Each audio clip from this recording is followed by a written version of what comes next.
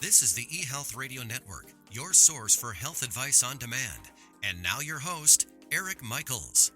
Thanks for joining us once again here on the eHealth Radio Network. This is your host, Eric Michaels. eHealth Radio gives you the most current health information, news, and advice featuring some of the leading innovators in healthcare and wellness who are changing healthcare as we know it. For more eHealth Radio reports, we invite you to visit our main radio channel site at eHealthRadioNetwork.com. On the show today, we're speaking with Jaime Blaustein. He is the co-founder and CEO of the Sylvia Brafman Mental Health Center, a world-class dual diagnosis treatment center with a mental health focus founded by widely recognized thought leaders in mental health and substance abuse disorders. And Mr. Blaustein, thanks for joining us here today on eHealth Radio. Eric, thank you very much for having me. Really grateful to be on. Yes, sir, and thanks for your time. Looking forward to hearing from you today. So if you would, tell us about your personal journey and how you came to be the CEO of the Sylvia Brafman Mental Health Center. Let's start there. Sure. So in a nutshell, I'll try to be concise here. I'm from New Jersey originally, right outside of Manhattan. Really good kid growing up. I was class president every year, prom king, all this good stuff going for me. And when I went to the University of Michigan for undergrad, things got very bad very quickly. Pretty much immediately, I started struggling with substance abuse, mental health issues, primarily anxiety and depression. And that pretty much started a journey through 7 rehabs, 5 arrests, a lot of internal pain and unmanageability for both me and my family. And when I was 21, I was sent to my 4th rehab in Florida, Fort Lauderdale. It was called Destination Hope, and that's where I met my current partner, Ben Brafman. Ben was the founder of Destination Hope, and I was not yet ready to get clean. He actually kicked me out of treatment, and it took another 3 years or so, but when I was 24, I finally got it, and the result of that was all of the blessings of recovery and mental wellness really started coming to fruition. I started sponsoring guys. Slowly but surely, my life came together. I started feeling better. And eventually, I went to business school. I got my MBA at Duke University, had an amazing 2 years there, and eventually went to Wall Street, where I was an investment banker at Credit Suisse. So Ben called me. This is 11 years after he kicked me out, called me in January of last year and said, hey, I sold Destination Hope. I want to start something a little bit more mental health focused. Do you have any interest in being involved? Really didn't plan on leaving New York, didn't plan on leaving Wall Street. One thing led to another. We started talking every day, and it became very clear to me that my primary purpose is to help others, and I wanted an expanded platform to be able to do that. So we raised some capital. Ben is the chief clinical officer, back to wearing that hat, which he's so amazing at. And I naturally slid in as the CEO, as one of the co-founders, and as somebody with a business background, the background in strategy and finance, but also a patient advocate, because I've been in 7 of these myself, for better or for worse. So that's how we got to where we are today. That is pretty awesome stuff right there, and really do appreciate your sharing that from a personal perspective as well.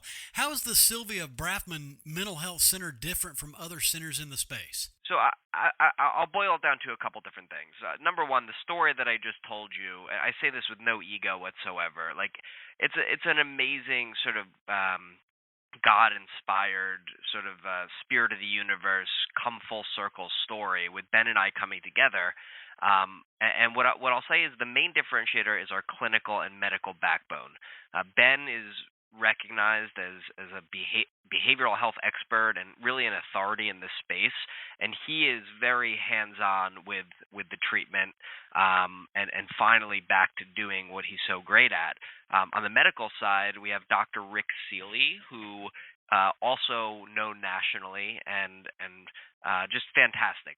Princeton educated, former psychiatrist for the Miami Dolphins, and a whole host of doctors that work with him as well. So really, really strong clinical and medical backbone. I would say another differentiator here is the small, intimate nature of our treatment. Okay, we have 18 beds. We have a really, really strong culture and community that is largely inspired by that intimate nature. Um, I'll say too, our mental health primary focus. There's a lot of quote unquote treatment centers out there that say that, and they don't really mean it. What they mean is, hey, we're substance abuse treatment, but yeah, we can deal with your mental health stuff too. And we recognize a major gap out there in good mental health PHP level care. And there's a lot of people that are really suffering, especially in the last couple of years.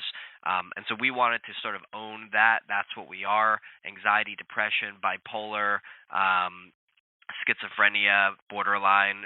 We deal with all of that primarily, and we can also treat addiction, in my opinion, as well as anyone. And then the last thing I'll say is the family program, second to none, in my opinion, run by Ben himself. We like to say it's a non-negotiable that the family is involved in treatment. We sort of view them being in a virtual wing of the Sylvia Brafman Mental Health Center.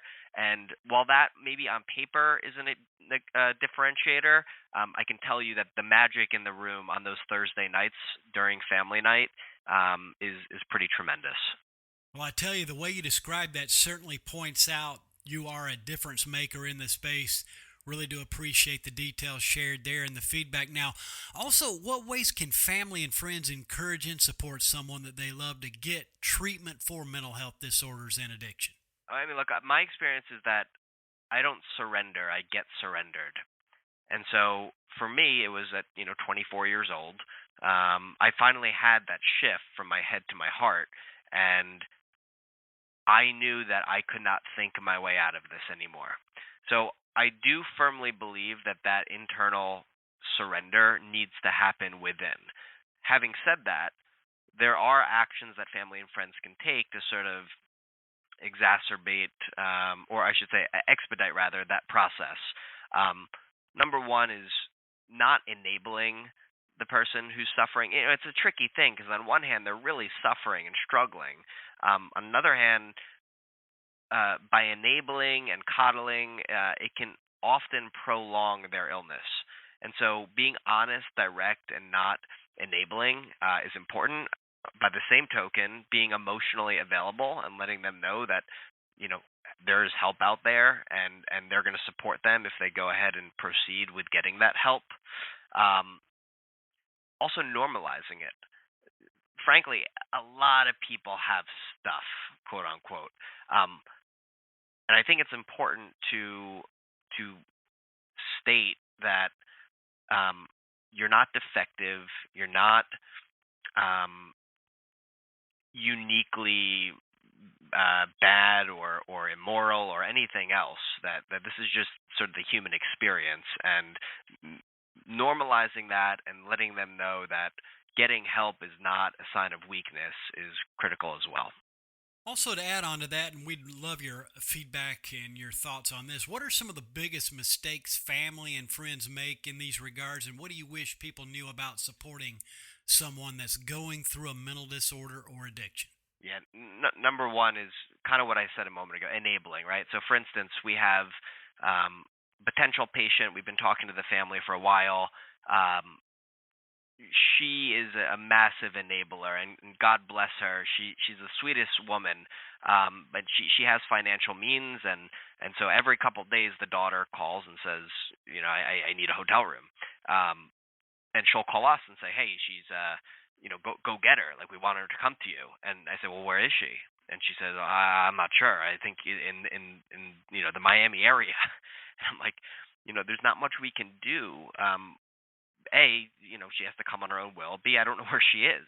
And so she keeps doing this over and over. And I've said, listen, you can pay for a room for a night to get her off the street.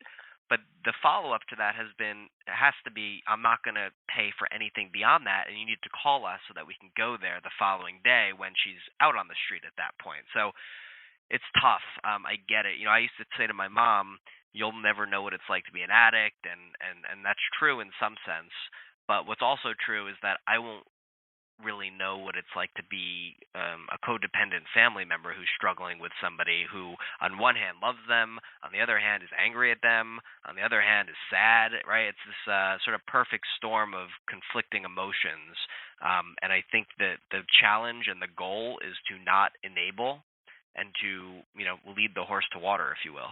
Really some important and impactful input from you, and really do appreciate that today. We're speaking with Jaime Blaustein. He is the co-founder and CEO of the Sylvia Brafman Mental Health Center, a world-class dual diagnosis treatment center with a mental health focus, founded by widely recognized thought leaders in mental health and substance abuse disorders. And he's joined us here today on eHealth Radio's Mental Health channel, a part of the eHealth Radio Network. Now, continuing on, what is something that you wish people would know about seeing a therapist?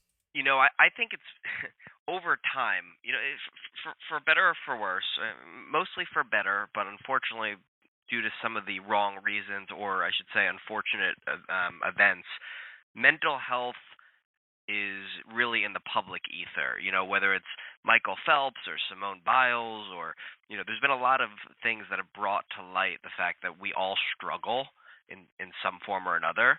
And it has been normalized over time. And frankly, that's a good thing. So I would say, again, normalizing that it is, again, the human experience that we're all going through, and seeing a therapist is quite normal, to be honest. I would say framing it as a strength, not a weakness. To voluntarily go seek help is an act of humility, and humility is strength, not weakness.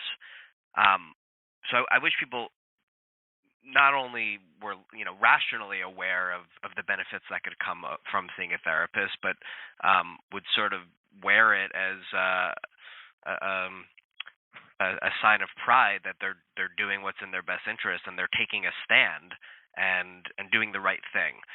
Lastly, I would say it's important to know that, like I said, everyone has stuff. The degree to which they have stuff really varies.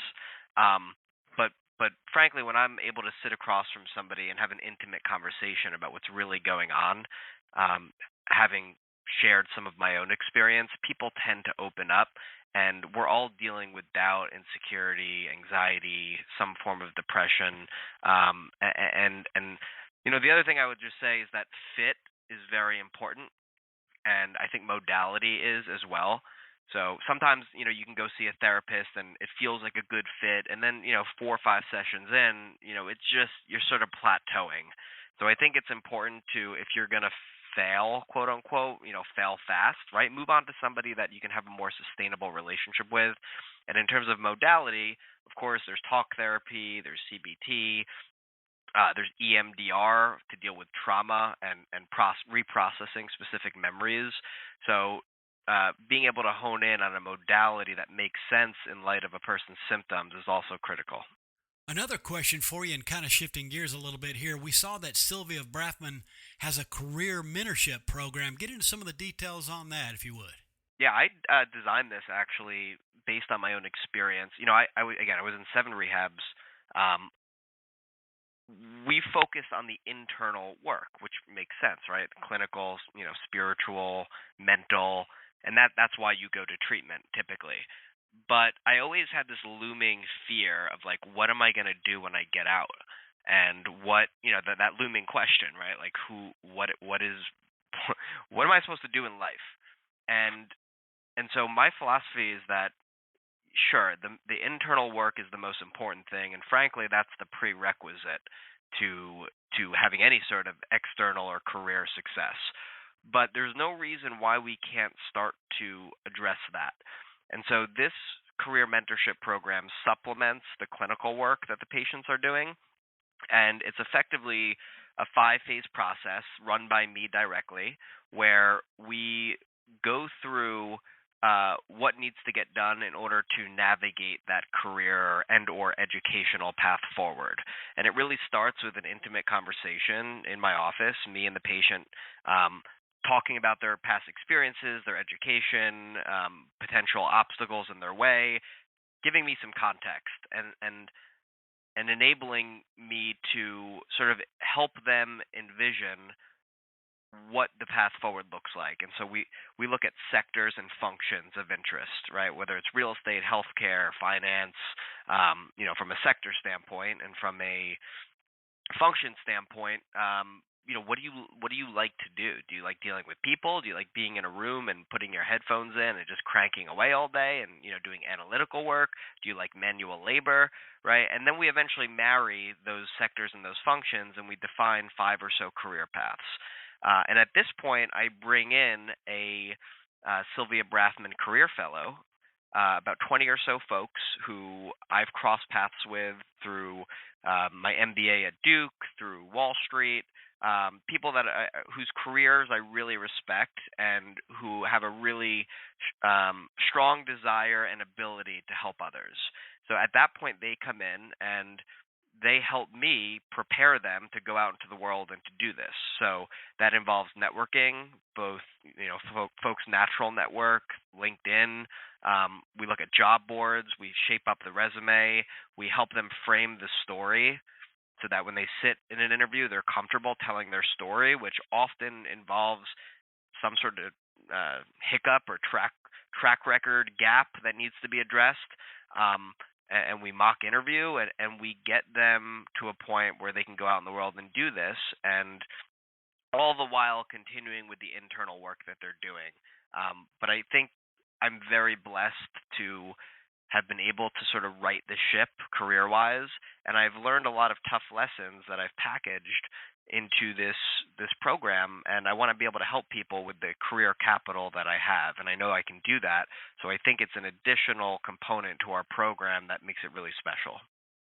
Mr. Blaustein, really great to have had you with us, and I'm sure listeners, if they do not know someone that needs the program now or even for themselves, they're certainly making a note for sure to refer to this in the future. If you would, in conclusion, any closing thoughts, a final word or takeaway or anything else you'd like to point out as we conclude today? I'm just really grateful to be on, to have this platform, to be able to share the great work that we're doing. And the one thought I'll say is that we don't do all this work to just white knuckle it and to get by and to be okay and to just survive. We do all of this to get out and be part of life, and I've been really lucky to have that happen to me. And so my hope is that people don't have to come to a center like mine for they can come to ours and then never come back again. This is about being part of life and living life to the fullest, and it's really a means to an end in that sense. So really grateful. Eric, thank you very much for your time today. You're certainly more than welcome. Our pleasure. If you would, before you take off, hit that website where listeners can get further details online. Sure, yeah. Our website is www.sylvia, Sylvia, Brafman, Brafman.com. Also on Instagram, Facebook, LinkedIn. We have a nice presence online. And of course, listeners, as always, we'll include the link within the show notes of this broadcast and or links. Mr. Blaustein, all the best, and thanks for joining us here today on eHealth Radio. Thank you very much, Eric. Anytime. We've been speaking with Jaime Blaustein, the co-founder and CEO of the Sylvia Brafman Mental Health Center, a world-class dual diagnosis treatment center with a mental health focus, founded by widely recognized thought leaders in mental health and substance abuse disorders. And for all the details, visit sylviabrafman.com. And again, this has been your host, Eric Michaels, and we do thank you for your continued support of the eHealth Radio Network. Join us again soon for another episode that will help further expand your knowledge on those things that are important to your health and wellness. For more eHealth Radio reports, we invite you to visit our main radio channel site at eHealthRadioNetwork.com. And as always, we do thank you for tuning in. Thanks for tuning in to the eHealth Radio Network. For more information or to subscribe to this podcast, visit eHealthRadioNetwork.com.